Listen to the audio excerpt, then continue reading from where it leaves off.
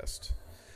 Hey everybody, as you know, we ran a little late today on the House chamber, and because we're a little tight on meeting space here, and everybody's trying to get their bills passed before crossover day, we're gonna take a condensed agenda.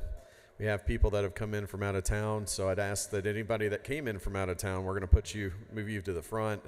My friends at RAM and Mitsubishi Power, if we can go ahead and start getting yourself set up. Same thing with Georgia Association of Manufacturers. I know you all need to leave. Additionally, I know we have someone from AWS that has flown in from Washington, D.C., wherever you're at. If you can come on up, we're going to go ahead and give you an opportunity to speak as well. Anyone that is local that, unfortunately, I'm sorry, I didn't set this, but we have to deal within the confines that we have. I'm watching you too. We're going to have another opportunity to do a follow-up, and this is just where we're at. I actually had to give up time on the back end to make sure we had enough meeting space for everybody. So, but I do commit that you will have an opportunity to speak. So if we can go ahead and get everybody ready, I've got my staff coming in to get the folders. We're going to try and keep this short and sweet today. Thanks.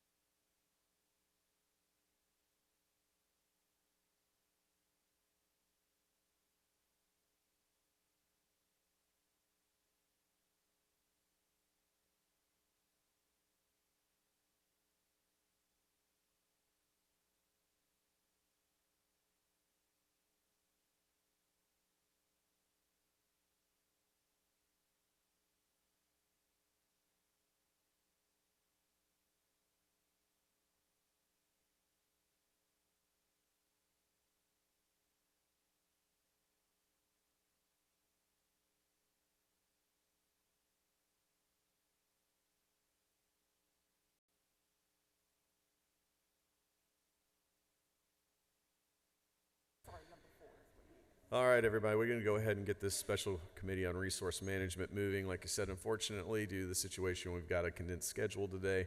I apologize to those that got bumped, but we'll make sure to give you an opportunity to speak at a later date. With that saying, we're going to open up in prayer. Chairman Werkheiser, if you don't mind, sir, I'm going to open it up to you. All right, thank you. Let's pray. Father, we just thank you for this opportunity to get together. We thank you for Brad's leadership. We just pray that you would give us wisdom, that we would do what's best for the citizens of Georgia. In Jesus' name, amen. Amen. All right, so on the first on the agenda today is Georgia Association Manufacturers, Brittany Hull and Clay Jones. Please, it's all yours. Okay, great. Good afternoon, Chairman Thomas and the committee. Thank you for having Georgia Association Manufacturers here. I'm Brittany Hull, Vice President, Governmental Affairs. I also have with me Clay Jones, who's our Vice President and General Counsel and does a lot of work for us at the PSC, as well as Ben Chambers with Rayonier Advanced Materials, and Jim Kelleher and Joseph Sticka with Mitsubishi Power, who will give you some presentations on what their company does, as well as some really cool and innovative energy projects they're doing. And so with that, Mr. Chairman, if I could, I'd like to turn it over to Clay Jones to talk about our work at the PSC. Thank you. Great. Thank you, Brittany, and thank you, Mr. Chairman and members of the committee. My name is Clay Jones. I'm the Vice President and General Counsel for the Georgia Association of Manufacturers, which is celebrating its 125th anniversary this year. I've been with GAM for 19 years and have a little over 27 years of experience working at the Georgia Public Service Commission. So I want to thank this committee for its work and scope of mission. It's very important for the state as we face great challenges and we believe also opportunities. And I don't know if anybody's here representing the PSC today, but I want to thank them as well. We appear before them a lot, and they certainly have a lot of expertise in this area and do a good job for the people of Georgia. So I'm also glad to be here with two of our members. As Brittany mentioned, Jim Kelleher from Mitsubishi Power and Ben Chambers of Rayonier Advanced Materials. They're going to be sharing some exciting energy innovation stories with you. But I was asked to give a high-level overview first of GAM and the work we do in the energy area. And so I'd like to share three main points with you this morning and expand on those. First is the importance of energy to manufacturing and some primary objectives that we maintain in that area. Second is the history of our engagement on energy issues. And third would be the increasing complexity of this area and a few issues we see on the horizon for manufacturers and really for all consumers of energy. So I'm going to be brief. I'll keep it at a high level so you can hear from the non-lawyers, which will be much more interesting than me. And please ask any questions you have at any time. Our manufacturers are doing amazing things in this state, and we're very proud to represent them. So first of all, the importance of energy to manufacturers. This probably won't come as a surprise, but manufacturing is an energy-intensive endeavor. It's a significant input cost for producing product.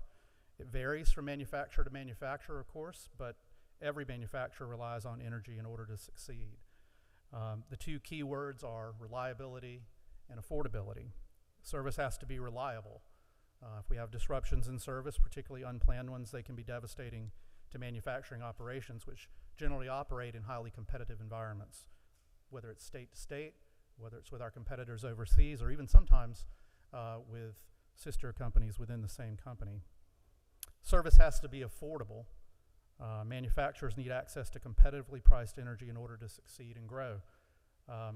We are proud to have had a long history of engaging on this issue. So moving into the second point, we're the voice of manufacturing here at the state capitol. Brittany Hull, of course, does a great job every day here for us. But we also appear before a variety of state agencies, including a lot of the work that I do before the Georgia Public Service Commission. And we've supported energy successes here at the legislature as well. I want to compliment all of you for several years ago removing the sales tax on energy used in manufacturing. We were one of only 8 states in the whole country that taxed energy as an input cost used in manufacturing, and this body had the wisdom to dispense with that. And I think if you look at the timing of that, it started to be implemented in 2013, was fully implemented in 2016, and you can look at the results of the growth we've had in manufacturing since that time. It's made a big difference. But over at the Public Service Commission, we intervene. We've done that for decades, and we're the only party there representing manufacturing interests. We intervene in 3 types of cases, one of which has just started, called an Integrated Resource Plan with Georgia Power. They're looking at their portfolio of assets, their transmission, their generation, looking ahead 20 years, and all sorts of other things, renewables and the appropriate implementation of those. Then we intervene in rate cases. There'll be one in the later part of this year, which will affect all consumers across the state. And then also fuel cases are decided in a separate docket where you have sort of the pass-through fuel costs that Georgia Power incurs, and we get involved there too because our members, again, use a lot of energy. Their fuel costs can be very high. So what do we do when we intervene? Why do we do it? You just like here at the legislature, you want to be engaged in issues that matter to you, and energy matters a lot to us. So we intervene as a party. We analyze the filings. We cross-examine witnesses. We testify. We have an expert witness and consultant we've been working with for decades who does a great job for us over there. We participate in oral arguments. We file briefs, just like in a court. And then we also negotiate with other parties. We work with the commission, the staff, our friends at Georgia Power, other interveners with different interests, and try to work on consensus solutions where possible to help move the state forward. Because it's our goal to ensure not only reliability and affordability for our members, but to be an objective and positive contributor to the development of energy policy in our state to the benefit of everyone. So we look for win-win solutions over there. And then my third issue, I just wanted to talk a little bit about a little bit more of what I think this committee is probably going to be dealing with, and that's issues on the horizon. What are we facing as a state, and what's our view of it? Well, obviously we have increasing demand on our electric grid, extraordinary growth. Just as a reminder, you know, the company Georgia Power files an integrated resource plan every 3 years according to the statute, and in my entire time there, I don't recall them ever having to file an interim case between IRPs, but that's what in fact they had to do last year when their growth projections through 2031 increased by a factor of 17. So they had to scramble, they had to come up with additional resources. The good news is that those resources, the cost of those resources is more than paid by the revenue coming in. So we actually looked at the case last year as helping to put a little bit of downward pressure on rates, which goodness knows we need. We've got to be well positioned to take advantage of these trends of increasing growth because Georgia has done a great job. We're not the #1 state to do business without a lot of effort on your part and the effort of the governor and governors before him and those at the Public Service Commission. But of course with growth comes challenges. It's not the subject of this committee, but one of the main things we work on is workforce. How are we going to have enough workers to supply these new industries that are coming in? And you know, we face transportation issues, but of course ensuring adequate energy resources. The industrial growth in Georgia is strong, but as we all know, and I'm sure that I know you'll hear later today, data center growth is playing a big role in this. It's important to remember that this is based on demands and needs of consumers, including manufacturers, but also others. As we move into the artificial intelligence age, our energy demand is only going to continue to increase. And we believe that that's a good thing in some ways, but it also presents some challenges. In the current IRP case, the Commission's going to be looking at several issues and big issues we'll be looking at. First of all, what are the appropriate growth projections? How do we know how much growth is going to be coming to this state? I wish I could give you that answer today. I wish, you know, I could predict the stock market and a lot of other things too, but it's very difficult to know exactly how much growth there's going to be. So one of the things we'll be doing is getting behind those growth projections, asking questions, trying to figure out how much of this load is going to be real. Are we estimating for enough? Are we estimating too little? It's a very difficult thing to do, and I feel some sympathy for Georgia Power having to do it. It's not an easy thing to do. What should the mix of our generation be in the future? You know, Southern Company has announced decarbonization goals, but as we see this increasing demand, we might need to be a little bit careful about getting rid of existing resources we've got that are supplying the people of Georgia. You know, what role is there to play for small modular nuclear reactors, or what about, you know, renewables? All of these things will be addressed in the case. Georgia Power's also proposed a significant amount of transmission upgrades, and so we'll be looking at that as well. The base rate case this summer will, of course, start in July, and it'll have significant issues as well that'll impact the people of Georgia. And then a fuel case next year. One of the reasons that everybody's rates are a little bit higher right now has to do with the uptick in energy costs that happened a few years ago and created an undercollection in Georgia Power's fuel cost recovery account, which means we're kind of paying off an undercollection that's the largest one I've ever seen. It varies. It goes, sometimes it's in positive, sometimes it's in the negative, but it was a little over $2 billion that we're all having to pay down. And we're still doing that and probably will into next year. So a lot of things we're operating at one time to put upward pressure on rates, and I'm sure that's something this committee will hear a lot about. That's a pretty high-level summary of what we do. I want to be respectful of others' times. I want to mention also that we work with coalitions to advocate with our federal officials for sensible energy policy, and I would encourage you to do the same when you have the opportunity. One particular issue that concerns us is the lack of natural gas transportation infrastructure, the ability of this country to build pipelines that we need. We've got a lot of natural gas, but if we can't deliver it, you can't use it. So we need to find ways to liberalize the permitting process and get more transportation capacity built. So I'll just throw that in as an extra issue we're looking at. So anyway, thank you for your participation on this committee. Thank you for all this legislature does for manufacturers in our state. We're very proud to be Georgians and proud to be celebrating 125 years. So I'll be glad to, Mr. Chairman, thank you very much, and I'll take any questions. Yeah, I think in respect of the very little bit amount of time that we have here, and we're trying to get as many people in as possible, Okay. we're going to waive questions today. I'm Thank you. all ready to speak anytime you need to. Yeah. Thanks. Yeah, they want, yeah, I was gonna, yeah, you all are more than welcome if you want to move forward here a little bit. You don't have to stand against the wall. There's plenty of open seats. So, your choice. All right, Ben with Rayonier Advanced Materials. Thank you for being here today and being that part of what we're looking at isn't just, I've tried to make it really clear to everyone that this isn't a data center focused committee. It's an overarching committee of the needs for the next 20 years. It's a forward looking committee. We have a lot of pieces of that, and so that's why I asked the Georgia Association of Manufacturers to come in, because I see them be such a vital part of our economy, especially in South Georgia and rural Georgia. So thank you, and we'll go ahead and let you have the mic. Perfect. So Chairman Thomas, members of the committee, thank you for the opportunity to speak today. As he said, my name is Ben Chambers, so I lead U.S. External Affairs and a global sustainability program for RYAM, or Rayonier Advanced Materials.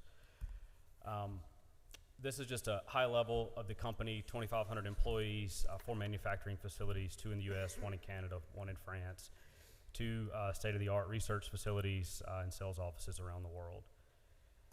We are a global leader in bio-based manufacturing, operating large industrial manufacturing sites, our largest being in Jessup, Georgia, Wayne County.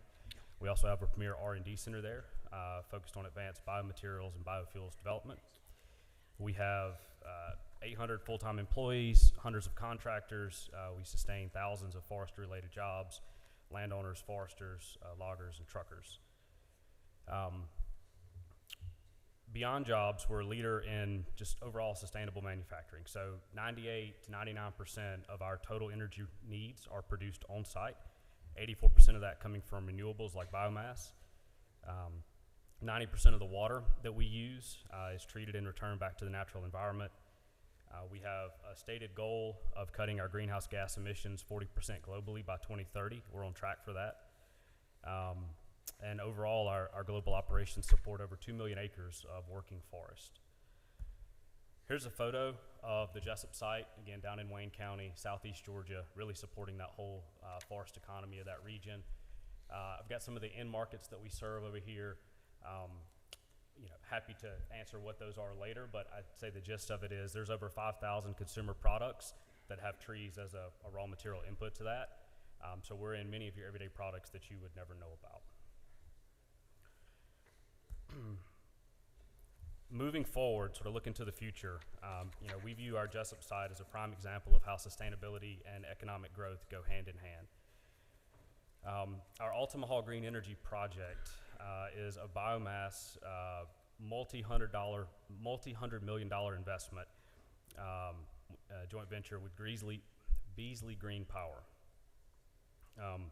This project is going to generate 70 megawatts of renewable electricity. It's going to convert, that 70 megawatts will be produced using about 950,000 to 1 million tons of forestry residuals. So essentially, instead of letting the residuals after a timber harvest lay out in the field and decay or get piled up and burned, we're going to go out and collect all that, and we're going to burn it in a state-of-the-art boiler, modernizing our power infrastructure on site, and again, supporting power needs for that region. There's still work to do on this project, but we do have strong partnerships. I know Georgia Power is in the room. We're working closely with them, Georgia Transmission, Department of Environmental Protection in the state.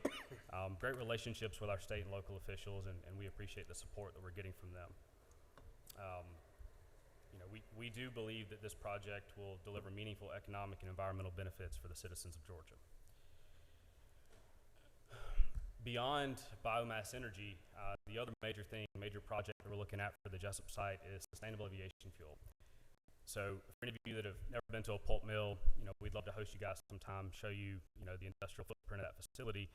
But one of the things we do is we're producing specialty cellulose or pulp using biomass. And so when I talk about the energy that we use, that we produce on site, that's all biomass based, it's all carbon neutral from the outset. So if you can capture that carbon and do something with it, it's potentially another viable revenue stream for us, but also we can produce great products like jet fuel. And so we're pursuing an ESAF project in both Jessup and France. We have signed an agreement with Verso Energy on evaluating biogenic CO2 and green hydrogen and how we can combine those together to produce sustainable aviation fuel. You can see the chart on the right here. That's just the future demand of how markets are expected to evolve for jet fuel. And so as fossil fuel demand pairs off with regulations, obviously the Europeans are doing a lot there to regulate it. We'll see how that evolves in the U.S. But as that grows, we think that's a big opportunity for us. These are major projects. I mean, we're talking $2 billion plus project. So the size of that would do wonders for the economy of Southeast Georgia. So I know we're in a hurry, so I'm going to jump ahead. Really, the opportunity that we have in this state with our forest economy, the project that I mentioned, our AGE, Altamont Green Energy, Sustainable Aviation Fuel, there's so much that can be done supporting rural Georgia. We appreciate this committee's attention and time to listen to us today. And again, I know we're in a hurry, but if you guys have questions in the future, we'd love to host you all. Thank you. Thank you. I appreciate that. We're in such a crunch for time. I can't take any questions. But there will be a follow up to this. We're going to be in off season. So, and Ben, just we are part of this committee. We are looking at I call it mining tailings. Ways we can take waste streams right now and reuse those and this sustainable aviation fuel. It looks like a really interesting thing for us to take a deeper dive into. Hopefully you all will be available to us as we're continuing this work over the off season. Yeah, thank you. Let's see here, grab my agenda. Next on the agenda is going to be Jim Keller with Mitsubishi Power. Thank you for being here today. Yes, sir. Good afternoon. So I'm here. My name is Jim Keller. I'm Vice President of North American Manufacturing for Mitsubishi Power, and joining me today is Joe Sticka, who is Vice President of U.S. Sales for our sales for gas turbines, new equipment. So real quick, we're going to give you a quick overview of who Mitsubishi is, what we do here in Georgia, and a couple projects. I'll go through very quickly just to give you kind of the highlights of the slides. So Mitsubishi Power, we kind of do everything. It's called Mitsubishi Heavy. It's like a major company in Tokyo. It's been there over 125 years. But if you see there, annual revenue, $28 billion, 25,000 plus patents, 77,000 employees. So very, very large company into aerospace, shipbuilding. We do almost everything here, including Mitsubishi Power, transformers, generators. So net zero, our goal right now is to be 2030, 50% less, and then net zero by 2040. Is our goal for our company, across our company. So we're working very, very heavily towards that right now. So in the Americas, if you break that down here, 1.2 million square foot of manufacturing space, 1,500 suppliers. We're number one in the gas turbine market and aeroderivative market, and we have 2,900 employees. We started with 4 employees in 2002 in Florida. We were making the gas turbines in Japan, shipping them here just to service them, and today we're almost 3,000 employees. So very smart growth, very good business. This just shows you really quickly where our headquarters, Lake Mary, Florida, just north of Orlando, and just some of our locations. We have, in addition to this, we have 35 joint ventures that we do equipment all over the globe. And actually going to visit those, leaving tomorrow morning for a tour of Tokyo, Thailand, and India to get them ready for this influx of work coming. So our facility here is in Savannah, so it's Savannah Machinery Works. I sit in this facility. We located there. We had a choice back then to go to either Virginia, Charleston, Savannah, or Jacksonville. We chose Savannah. That we thought was the best location. So we built our factory there, 430,000 square feet, 80 plus acres.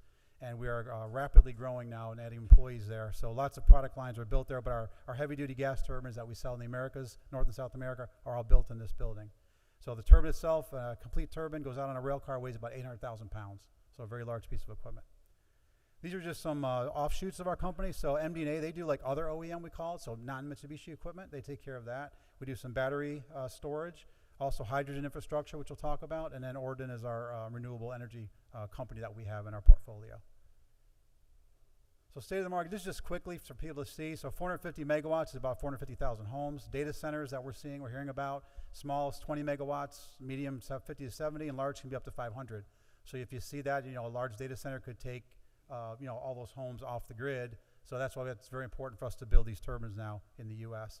And then just a comparison, 450 megawatts is one gas power plant at 10 acres of land. It's 112 4 megawatts gas turbines, 170 acres of land, and 5 acres solar. Our 5 acres is for a megawatt, so 2,250 acres for the same size power plant. So just to give you a relative land use for that. Thanks, Jim. As Jim mentioned, Joe Sticka, Vice President for U.S. New Equipment Sales for Mitsubishi. I think Clay did a very good job explaining what's going on in the market. It really transitioned about a year and a half ago. A lot of really fundamental market drivers are contributing to what really is unprecedented load growth that we're seeing currently. So what that's translated to is, from our projections, basically doubling the demand for gas turbine equipment. And what's driving that is most of this demand is needing firm dispatchable power, and it's really on a gigawatt scale. In order to build that type of power in a timeline that can be done, towards the end of the decade, which is where lead times are pushing most of the equipment today, it really has to be done with gas generation. And for reference, the 450 megawatts that Jim referenced on the last slide, that's roughly the size of one gas turbine. You get about 700 megawatts in a combined cycle configuration for that power. So looking at the market, the drivers, data centers are the largest contributor. I think everybody's seen that. It's been in all the headlines. It's pretty much all I talk about on a daily basis for the last year. But it's not only data centers. There were a lot of other drivers that were coming to this timeline that we're going to increase the demand for gas generation and particularly gas turbines. A really big factor is coal retirements. The typical cycle to develop a power plant is about 60 to 70 months for utility. And a lot of coal retirements were targeted towards the end of the decade for EPA regulation, ELG compliance. So there was a big spike in coal retirements in 2028 and 2029. All that development was going to start in 23 and 24. Right at the same time, we had reserve margins increasing due to weather events like Winter Storm Elliott. There's been onshoring of manufacturing, electrification. There's all these drivers are all kind of converging at the same time, and it's what's it's turned into is a significant crunch on the supply chain, and I think Georgia Power specifically has done a very good job of working through that, but all these drivers, we're not seeing them. I know you're seeing a lot in Georgia. That I'm seeing it all across the U.S. Utilities all over the U.S. are facing the same issues, and it's really a global market too that's driving this now. There's demand up globally, and our supply chain is definitely at capacity, and lead times are extending because of that. There's a lot of investments in Savannah that are going to be done to increase that capacity, but it takes time to do it, and so it's definitely going to take time to catch up with where the demand is for electricity and where it's going. Just to touch on our gas turbine, it's got a lot of experience. Last year we had significant market share globally. Actually, in the Americas region too, we had market share as well. And what's shown here is our JDC gas turbine, which is the largest frame unit, roughly 450 megawatts, and that's really where we're focusing most of the sales now. Jim, I'll just touch on this. So Mitsubishi's, you saw our decarbonization goals, 2040 for a net zero target. We're focused on more than just gas generation equipment. We're focused on hydrogen production, storage, and transportation as well too, as well as ammonia. So within Japan, it's been a national project there for 20 plus years, and we have various technologies that we're developing. I think Jim has a slide later about our ACES project, which is we've deployed electrolyzers that are going to produce hydrogen stored in a salt cavern to power a JEC gas turbine. It'll start at 30%, blend on hydrogen, and eventually get to 100%, which the technology we're targeting to get to 100% combustion on hydrogen would be commercialized around 2030. So, yep, I'll let you finish up. Okay, last couple slides here, just our projects. We'll go through these really quickly. This is in Takasago, Japan. So we're the only OEM. We actually operate a power plant on our property. We sell power to the grid. We bring it down every 3 months. We change parts. We keep refining it until we get it right. Then we start selling it to the market. Our first turbine doesn't go to a customer. So this is a great facility. What we've done there is build this whole hydrogen park now. So all the different types of hydrogen are made and stored here, and then we run it through the turbine to see how it operates. So that's all happening in Japan right now. Very good process there. And then McDonough, this plant is right down the road, about 15 minutes. If you don't know it's there, you've probably never seen it because it's hidden so well, but it's about 15 minutes west of here. And we have 6 gas turbines that operate in this plant. Last year we did a 20% blend of hydrogen. We ran it for an hour with a 7% reduction in carbon emissions. So we know it works. We've got that. Next thing is, as Clay touched on, is transmission.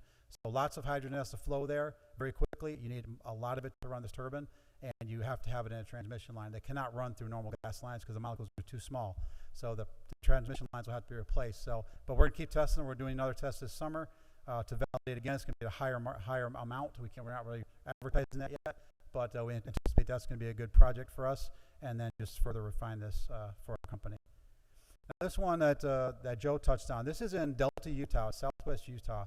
And the beauty of this is, and I'm a little geeky here because of the engineering world, but this plant is specific. It was a coal plant. They want to turn to gas turbines. It's out in the middle of nowhere. So because our friends in California overbuilt their renewables and they're shedding power all day long with wind and solar, we were lucky enough that this plant, they reduced their power from AC down to DC, ran through a DC line to California, and then back to AC to be used. Now all this renewable power, they're not using DC lines to shut the plant down. All our excess renewables that they shed are coming back through that line to the plant. We run 40 electrolyzers across the street, pump the hydrogen into the ground, into salt caverns, 2 of them that are about the size of the Empire State Building each, and then we just pump it in there, and then we're going to run the turbines off that right across the street. So no transmission needed for that plant specifically now, but that'll actually prove our whole process, and then we'll get into the subject to transmission. That'll be our next thing. But awesome plant. If you ever want to visit there or visit our plant, you're more than welcome to. And this last slide, a lot of people hearing about this hydrogen hub, and all this really means is this is the one that's been passed now. It's in Pacific Northwest. And this is just saying your challenges on the left is you've got trucking emissions. We want it to run hydrogen. And the way to do that is you have to make areas where they can stop and refuel. So they're making these stops in these states to do this. So all these different processes that are on here, farming, busing, factories, they're making processes to be able hydrogen available to them. So very good, definitely a first step here to do that. There's more of these planned around the U.S. So all this working together, we're very confident we're going to have some hydrogen turbines here in the future. So I want to thank you very much for allowing us to speak today. And I want to thank you for being here. And part of what the committee is going to work on, we're going to make several visits around the state, and we do plan on being down in your area and holding a couple meetings, at least one. Since we're short on time today, I'd love to have you all back in. My background, actually, I was a mechanic in the Navy, so I got to play around with some gas turbine generators. We've got a lot of new guys who work with us. And then the other thing is I actually worked for Linde doing natural gas reforming. So hydrogen is something I'm familiar with. And if you're in the area and you want to have your meeting at our factory and do a tour, you're more than welcome to use our boardroom there. We'll take you up on that. Thank you for making the trip up here today, and have a safe trip home. Yes, sir. Thank you. Appreciate it. Thank you. All right, next on the list, let's see here. We have Amazon Web Services. Miss Maria, are you available? Well, come on up and talk. And again, I apologize. I knew you flew in, and we had to do the best that we do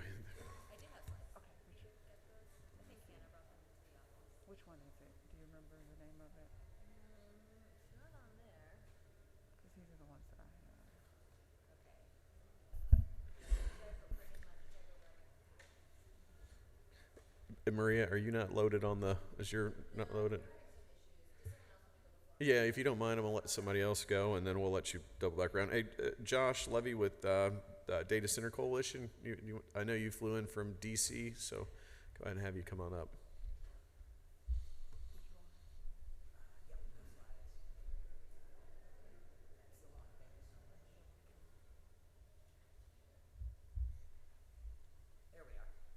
Thank you, Mr. Chair. I very much appreciate the opportunity to be here today and also the consideration for the travel. So I really appreciate that. Josh Levy with the Data Center Coalition. I know you all are not going to be doing a lot of questions today, but I brought along on my phone a friend.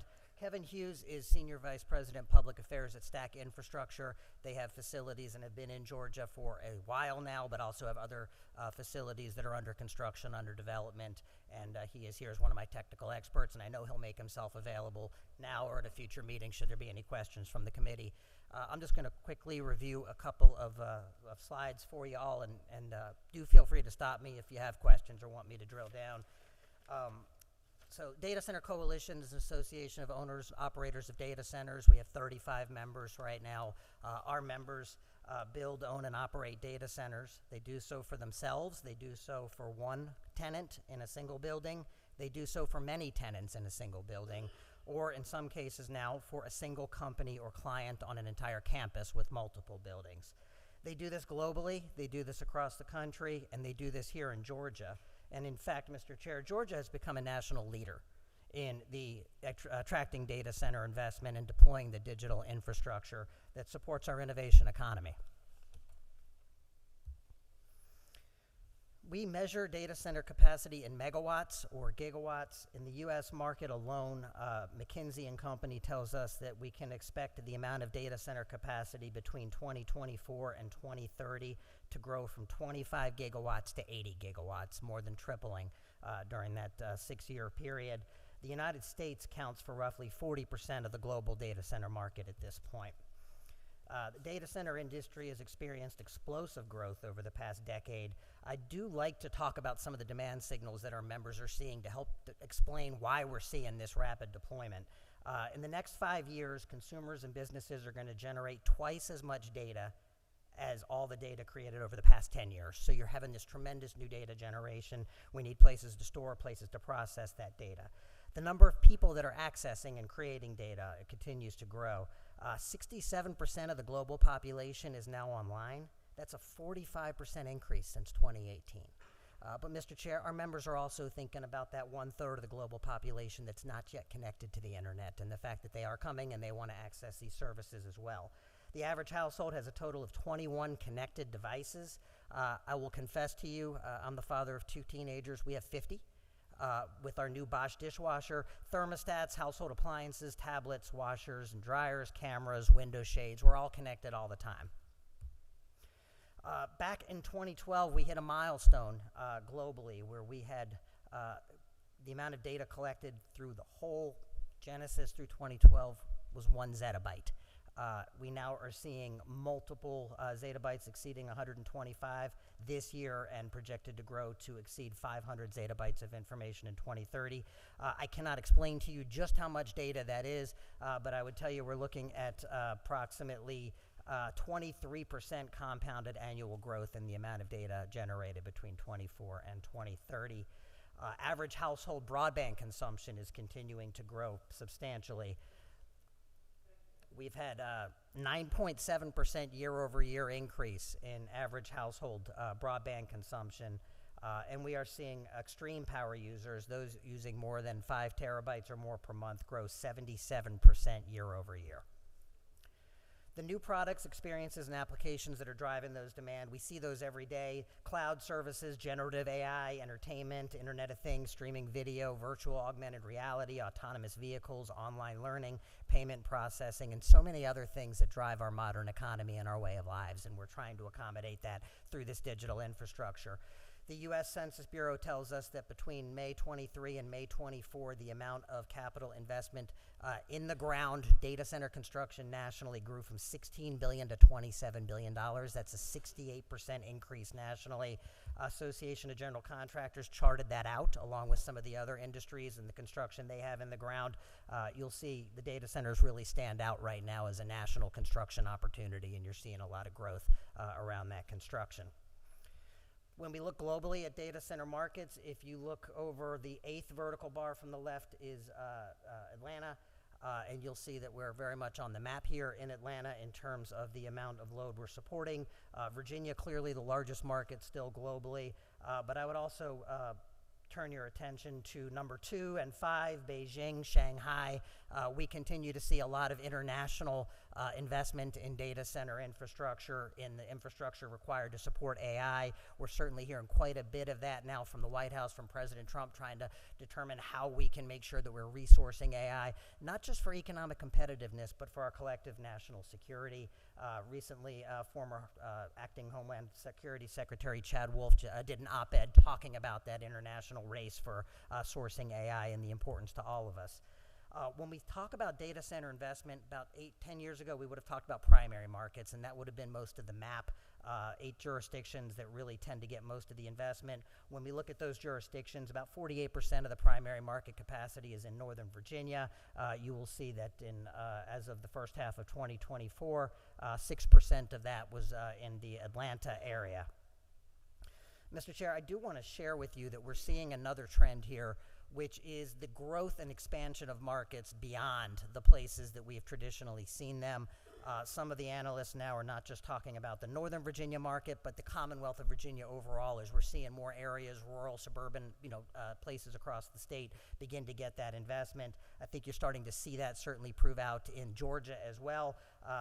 From Rome to Richmond County and Bartow County to Bullock County, we're seeing, Coweta, Floyd, and other places where you're seeing public announcements now of data center investment, and certainly we're seeing that begin to spread across other parts. We've seen investment also gravitate towards secondary markets, and I've listed some of those just to give you all some context. That's really been a phenomenon over the past 4 years or so. Central Washington, Austin, Southern California, Houston, Denver, Minneapolis, Charlotte, Raleigh. But increasingly, we are seeing absorption of data center space outside the 10 largest markets, and you're seeing those really occur nationally. At least 23 states now have data center investment either inside currently or announced and deployed, and I expect you'll continue to see that continue to expand given the need for more data center capacity. Mr. Chair, I'd also just point out data centers are not monolithic, and I think it's important to recognize, even as you look at the buildings, you think about what's inside those buildings. If you were to go to Northern Virginia, the largest market, 82% of the deployment there's cloud infrastructure, cloud services. You go to New Jersey, you're going to get 35% banking and financial, you're going to get 60% tech, 5% healthcare. When you look at Atlanta, it's a lot of local businesses and a lot of local services that are being supported here. 5% banking and financial services, 5% retail, 10% entertainment, 5% telecom, 20% technology, and then, of course, the cloud. And I think that really speaks to the diversity of customers that we have in the data centers here.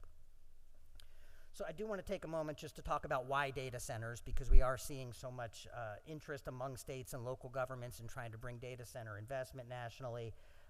I would tell you that data centers are a significant driver of the economy nationally, certainly of Georgia's economy, and I'll share with you in just a moment a slide from PricewaterhouseCoopers that we just got done relaying the economic benefits here in Georgia. Data centers enable the digital infrastructure that supports the applications individuals, organizations, and businesses rely on. We just saw, federal, state, and local governments, cybersecurity, healthcare, AI, financial services. Recently, the National Association of Manufacturers did some comments to the Federal Department of Commerce on the need to support AI and data center infrastructure nationally. And they said there's really 3 reasons the manufacturers are weighing in.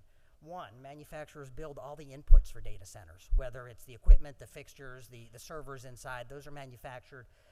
2, the digitization of manufacturing is increasingly relying on data centers to provide those efficiencies and international competitiveness. And the manufacturers observe that even AI has become integral to modern manufacturing, from product design to shop floor operations to supply chain management. So we're really pleased to see the way that this industry is helping to drive so many others. And then finally, they represent huge capital investments. If I was here a few years ago, I would have told you 300 million, 400 million. We're seeing $1 billion, we're seeing 10 billion. We're now seeing investments through Stargate and others, $100 billion projects that are being announced, and I think that's continuing to really attract a lot of attention. Also, the generation of substantial tax revenue. PricewaterhouseCoopers tells us Georgia in 2023 saw $1.8 billion in state and local tax revenue as a result of the data center industry. That's direct and indirect from all the spin-off activity and the ecosystem data center support. That's going to capture sales tax on construction materials and fixtures. It's going to capture sales tax and franchise fees on electricity. Data centers use power. Data centers pay sales tax on that power and franchise fees on that power. It's going to include income tax from companies subject to the income tax, and of course individuals, and then property taxes and the spin-off there. And then finally, I would just leave you with the idea that data centers build and support larger ecosystems of suppliers and service providers. PricewaterhouseCoopers tells us every job inside a data center supports at least 6 jobs outside that data center in the overall economy. That's going to include construction, that's going to include maintenance, operations, and ongoing support for the data centers. I'll give you one example. I spoke yesterday to Steel Fab, which does steel fabrication. They have a plant in Dublin, which they said is their 4th largest plant nationally. They have now done 16 data centers in Georgia out of that plant that they're providing that infrastructure for. 120 employees, 30 more in an office they have in Norcross. So we're seeing that whole ecosystem and supply chain really continue to develop. Wyndham Hotels just said during their earnings announcement last week, they're seeing significant growth in data center markets. Specifically, and they're seeing that as a phenomenon now that they hadn't necessarily anticipated, but it's that construction and operational capacity there. So PricewaterhouseCoopers tells us Georgia's data center industry does 30,070 direct jobs in the state, 176,000 plus indirect, which is direct, indirect, and induced jobs, $14.1 billion in labor income, 25.7 in GDP in 2023, and as I indicated, 1.8 billion in state and local tax revenues. I would just put an asterisk there and tell you we've asked PricewaterhouseCoopers to break out the difference between state and local, and we're looking forward to bringing that back to you once we're able to get that. Data centers are also very energy efficient. Back in 2010, most data processing was done in server halls or smaller data centers within larger institutions, banks, insurance companies, and so on. Now it's really centralized. By 2018, most of the data center computing took place in larger cloud facilities. During that time, the amount of compute rose 550%. The amount of energy consumption grew 6%. And that's because when you're able to process at scale and maintain those servers, you can leverage design equipment and other things to ensure that you're optimizing efficiency. That's incredibly important to our businesses. Our company's power is one of the largest drivers of operating costs, and they want to keep that cost as low as they can. Tenants coming into our facilities typically will pay the cost of power as a pass-through cost. They want to know that they're going to be paying a reasonable amount, so we are trying to be as energy efficient as we can. Data centers also support energy efficiency across the economy. You cannot have smart thermostats, smart meters, managed EV charging, smart lighting, grid-enhancing technologies without the digital infrastructure our members are deploying, and we're really proud to be able to provide that. Couple questions on resource management or points, and then I'll conclude, Mr. Chair. After nearly 2 decades of relatively flat electricity consumption, we are experiencing a significant national increase in power demand driven by several economic growth trends: onshoring of new manufacturing, widespread building and vehicle electrification, hydrogen fuel production, and then the growth in demand for data center services, as I illustrated. Supporting this electricity demand through timely and prudent investments in new generation, transmission, and distribution infrastructure, it's essential to our national economic growth, our global competitiveness, our national security, but also to Georgia's economic growth and competitiveness. And the challenge of the low growth and resource adequacy that we're seeing, we're going to require a concerted effort to tackle. And we recognize that growth comes with a lot of challenges. Data centers are key players in the transformation of the power sector. Our industry is eager to contribute to solutions. We want a reliable, affordable, adequate power grid for all consumers. We don't want to overbuild. We're large power payers, and we want to make sure it's right-sized. But we've also seen on the other side when you don't have enough grid resources and you have a data center that has to wait 4, 5, 6 years to get power, and the consequences to investors and others in trying to wait for that time frame. Finally, I want to just reiterate that our members are committed to paying their full cost of service and working with the Public Utility Commission and their proceedings to ensure that that happens. We also were asked about water. Responsible, efficient use of energy and water are our priorities. Servers generate heat. Heat requires cooling. There are trade-offs between water and energy usage to consider when data centers design and operate their facilities. There's no one-size-fits-all solution for cooling. There's different technologies and designs that can be deployed. Innovation's actively occurring in this area. You're seeing direct-to-chip cooling. You're seeing servers that are put in vats of liquid to cool them. So I would encourage continuing to follow that innovation. And I would just tell you Mr. the Levy. best approach often depends on local factors: humidity, climate temperature, and availability of water in a particular jurisdiction. And we appreciate that, because I can tell you this is going to be the beginning of a couple conversations. And one thing you did hit on is this is a lot of times data centers are the ones that get kind of the most attention, but the speakers and the House leadership, I think, have done a really good job of identifying the fact that this isn't exclusive to data centers. This is kind of a transformation of the way that we handle energy management in the state and across the states. So thank you, but in the interest of time, I have to give this room up at 3:30 no matter what. Yep. So we're going to let Ms. Maria with AWS speak. Thank you all very much. Yeah, thank you. See if I can quickly transform. Is it this one? There we go. Let's see if that works.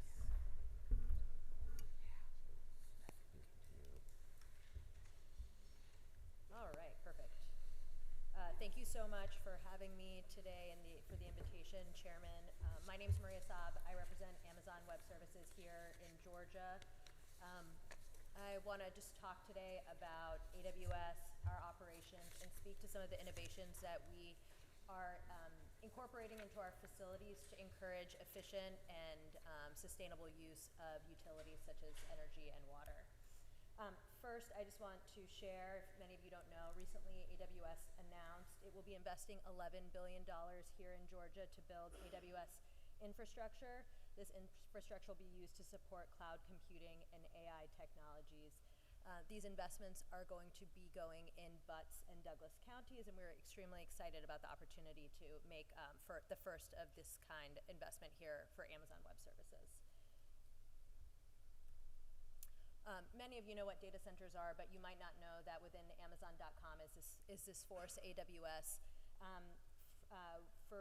Since 2006, we have been offering the secret sauce to Amazon.com, which is the back-end infrastructure technology that we power there. We launched AWS knowing that we could provide developers and businesses with web services to fit their needs. Today, AWS is the world's largest provider of cloud services, and we are lucky to service customers across all kinds of industries, no matter the size and no matter the demand on our service. I want to highlight also that many people don't know that utility providers are also customers of cloud service providers. They are leveraging unique technology services to improve outcomes for their customers. So that might mean reducing time and cost to utility repair.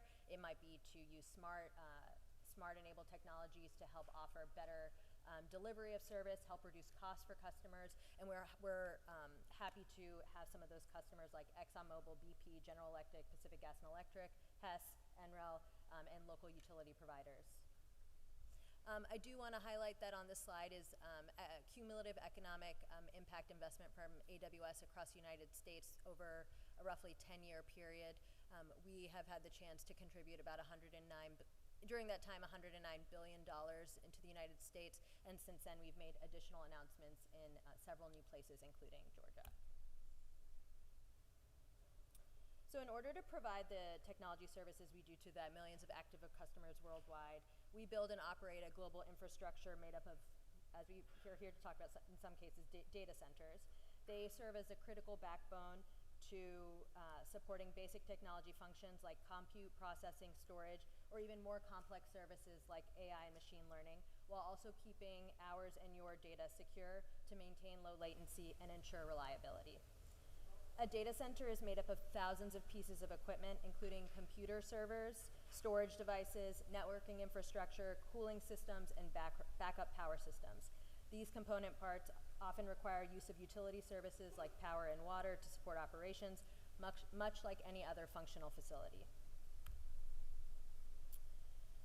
Design and engineering thus form a really important part of our operations. We focus on various layers of the facility to draw out operational efficiencies across each of those layers. This creates a value proposition not just for AWS, but also for the customers that utilize AWS services, which I will discuss in just a bit. I do want to highlight that in our design, we are seeking to be less carbon intensive, and we're designing from the ground up. Recently, we've announced new components in power, cooling, and hardware design aimed at doing just that, and I'll talk about that a little bit later. We're also designing our own purpose-built chips, servers, racks, and other infrastructure to be more efficient and last longer.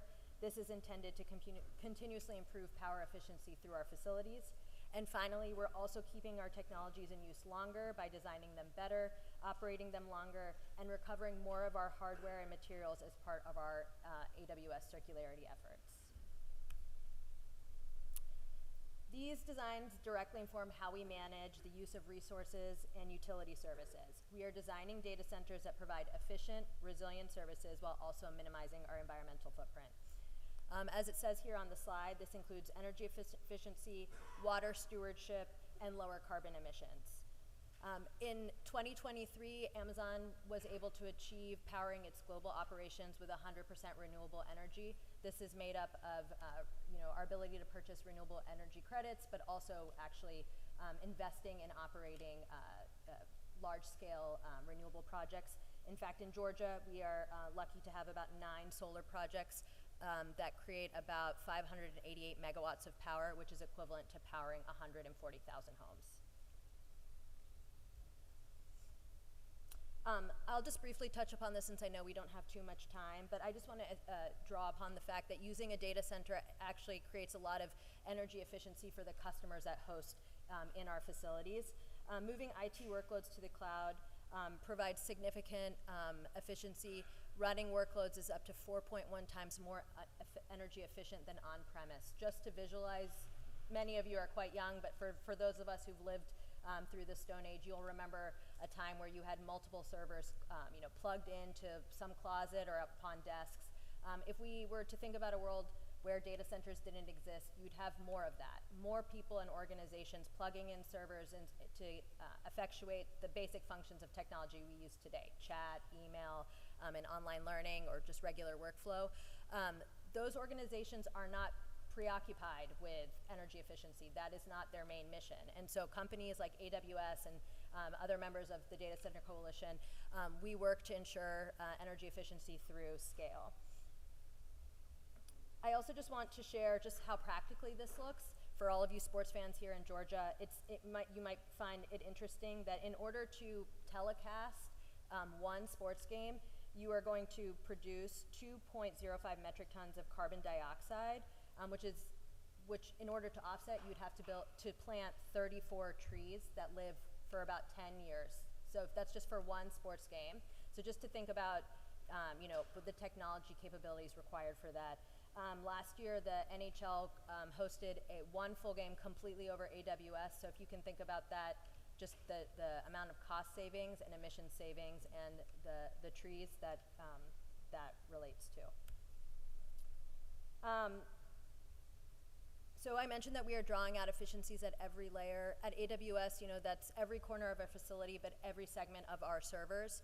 We have developed and invented these unique chips that help draw double-digit reductions and improvements and optimizations in compute power, and reductions in energy consumption, and also cost savings. What we're trying to do is to ensure every material we're using to run our workloads are using power more effectively, with less energy, and then also that at scale helps us to achieve cost savings.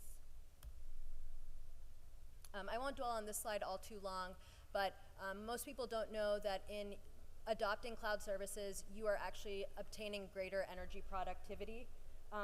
We worked with Telecom Advisory Services last year to commission a study, and the general point is that by moving one country's cloud adoption rate up by 10%, the country's energy productivity increases by $14.6 per megawatt hour on average, and this can contribute up to $216.8 billion in GDP. When we think about that in the context of Georgia, a 10% increase in cloud adoption actually would result in a $42 per megawatt hour energy productivity enhancement and would result in a $3,370.4 million increase in GDP. So pretty significant. I know we are all focused on water, but I do want to talk about water at our facilities. The choice of how you cool a data center is with power or with water. And at AWS, we often rely upon water as a more sustainable and efficient use of resources, and certainly power. We start with the water efficiency as part of our design. In most of our regions, we are using evaporative cooling design, which uses a fraction of the water that traditional cooling does. In switching to this format, we've reduced water, like in places like California, we've reduced water usage by up to 85%. We also track water use in real time and have automated alarms that alert operators when we're using more water than we should. So we're doing what we do for our customers and using our services the same way. We use treatment to maximize the number of times we can cycle water through our cooling system. So again, extracting as much of utilization of the water as possible. And here in what we plan to do here in Atlanta is we plan to utilize free air cooling during cooler periods. So we anticipate being able to use that about 94% of the time. This means that for 6% of the time we would be using water to then cool our facilities. At Amazon, we have been happy to report our water use efficiency score this year. It currently stands at about 0.18. So we at AWS prioritize the use of sustainable sources of water, like recycled water, whenever we can. The standard practice is for data center operators to use clean water for cooling, but AWS is working to change that. We can use lower quality water and leave the high quality water use for other or corollary uses. 24 of our data centers worldwide solely use recycled water, which is treated sewage, for cooling. The water is treated to a high quality that is safe to use in the data center. And sometimes when we run this water through some of our facilities, we are actually able to return it back cleaner than when it came in, which is a net positive to communities through some of the community programs that we have. Maria? You want me to close up? Unfortunately, Yeah. I've got one left, and we're going to go from 10 minutes to 5 because somebody else has got this. Mayor Johnson. I'll just end that in addition to water, we have a water positive program which seeks to deliver water back to communities in the same amount that we operate, and we're making significant progress towards that. And then finally, our AWS operations are within the auspices of our Paris Climate Pledge, our Amazon Climate Pledge. We're working to be net zero carbon by 2040. Thank you. And like I said, this is kind of the primer meeting, so thank you for being a resource, and we'll be happy to reach out to you. My friend at the GMA here, Jim, I apologize, y'all. We had this room for 2 hours, but due to some shortages on meeting space, we had to give up a half hour, and then we got brought in on the backside. So thank you for bringing, Mayor Johnson, thank you for being here today. I'd love to hear about some local impacts of data centers specifically. Fortunately, said I can only give you 5 minutes. Thank you, Mr. Chairman, members of the committee, and delighted that you're interested in hearing the local perspective and hearing from the local partners. Cities are a small part of the land of Georgia, only 9% of the land, but we make up about 45% of the population, 70% of the jobs in the state. Cities really are an economic engine for the state. Cities partner with the state constantly on economic development projects, trying to bring the local perspective to make sure that all of the local needs of the community are taken into account when any type of project is brought to a community. I brought Mayor Ed Johnson, who's the mayor of Fayetteville. He's been the mayor of Fayetteville since 2016. He is a retired commander from the U.S. Navy, pastor in the community. But certainly Fayetteville has been at the lead of economic development, not just with data centers, also with movie studios, with the soccer training complex, and most recently, of course, a very large data center project. So I'm going to ask Mayor Johnson to share a few words. Well, Mayor Johnson, welcome to the podium, shipmate. Thank you, sir. Appreciate you. Appreciate it. Listen, you've already heard the 30,000 view on data centers. I just wanted to give you a practical, real-time example of what's happening with data centers in the state of Georgia and how they're contributing such dynamic economic contribution to the state of Georgia. City of Fayetteville, working with the Fayette County Development Authority, acquired 120 acres of property on the west side of the city of Fayetteville. As a result, they asked us to annex. Specifically, the county commissioners, as well as the Fayette County, Fayetteville City Council, emphasized that the property should be used to advance technology. And so the Development Authority went out and pursued some technology opportunities, and one of them was QTS, which is now in the process of being built out in the city of Fayetteville. Is going to be the largest data center in North America. When they're built out completely, they will have 10 million feet of space in the city of Fayetteville to operate data center equipment. And they have multiple clients of the Fortune 500 companies as well. And so the city of Fayetteville over the last 6 months have did some calculation, and we realized that if we had taken that 120 acres of property and allowed them to build homes there, it would have been a tremendous impact on our infrastructure. It would have been a tremendous impact on traffic as well as our school system. Thankfully, QTS has come in. That property that would have acquired in 2023 only taken in $36,000 of tax.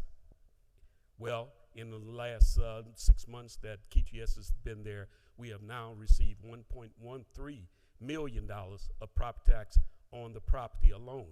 And so once the building's up and operated, you can imagine we will be approaching, almost 256% increase in tax revenue for the city of Fayetteville, which is going to allow us to do a lot more for the citizens. This is just an example that we hope that the committee will consider when you consider data centers in the state of Georgia. Thank you very much for your time, Chairman and committee, and hopefully we've added something to the discussion. You have, thank you. And I think one of the most important things is getting how it affects the local perspective and the local economies. That's definitely part of the picture that we need to be looking at as the committee as we're moving along in our work over the next year. So thank you again. This was a primer. This gives some good perspective of local impacts. Jim, we'll obviously be talking more as we're working through this process. So thank you, and I apologize for you having to jam that in 5 minutes, but this is no problem, sir. Got a lot more to share with you, but I hope you get the snapshot real quick. Absolutely, and for my friends at Environment Georgia, Science for Georgia, and let's see, Environment Georgia, Science for Georgia. That's two of them I got on there. I apologize that you all don't have the opportunity to speak today, but we will give you an opportunity. I commit to that. So I appreciate you all working with me, and I'm sorry I have to bump you, but this is where we're at. So with that being said, I think we've covered everything we can on the agenda today, and this meeting is adjourned.